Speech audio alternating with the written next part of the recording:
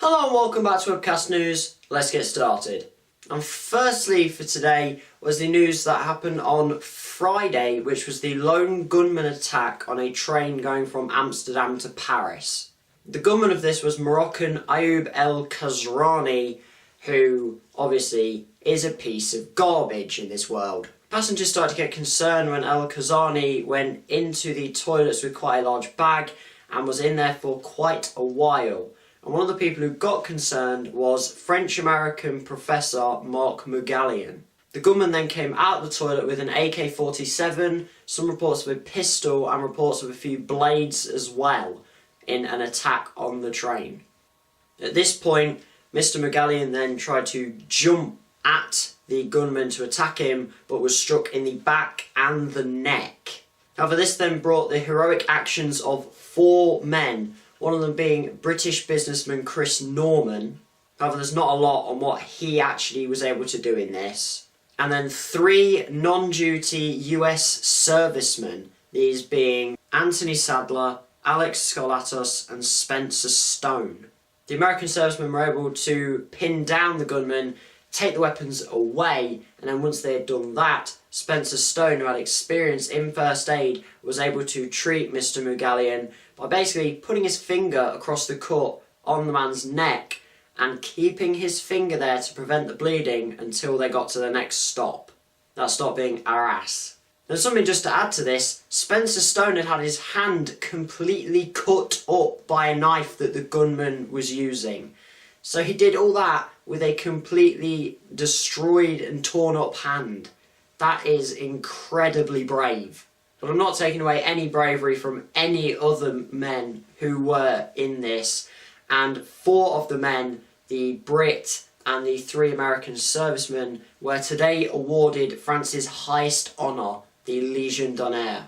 Mr. Mugalian is currently recovering from his injuries, and hopefully he does receive the Légion d'honneur as well, because it was his heroic actions that led to the other heroic actions in this. But of course there is the sad point of the gunman, who is still alive and is currently being questioned, and his story so far, and he's sticking to this, is that he was just on the train trying to rob passengers and that he is not part of a terrorist group. However, the French and Belgian authorities believe that he is part of a terrorist group that is much bigger than just him. But from this you can take that it is good to see that there are more people who are willing to make heroic and brave actions than those stupid enough to do stupid attacks on things that really don't even matter just to try and make their group look better. And now moving on to some news from Saturday, which was the Shoreham air crash. This involved a 1950s Hawker Hunter aircraft which was doing an air routine, and unfortunately one of the moves went wrong and the plane crashed into the A27, which is a major road. This then caused a huge fireball, and initially it was reported that 7 people had been killed. This number then rose to 11, and with a crane being moved in today to remove the final bits of wreckage, it's thought that this number could rise to anywhere up to 20 people dead. And this brings up a big point that some people have been talking about, and that is, should these air shows actually be taking place over land in the first place? Because yesterday there was an air crash in Switzerland which killed someone, and then recently there was the Chris Evans car show air crash. So should they really be taking place over land? Because if the worst does happen, which it has been recently, shouldn't it be over the sea, really, to have the least damage possible? And obviously thoughts go out to the friends and family of those killed and currently missing in this incident. And finally for today, yesterday saw the Go Topless Day for the Free the Nipple campaign. Women took to the streets in many cities, but mainly New York in Times Square. And this is all campaigning for gender equality for women.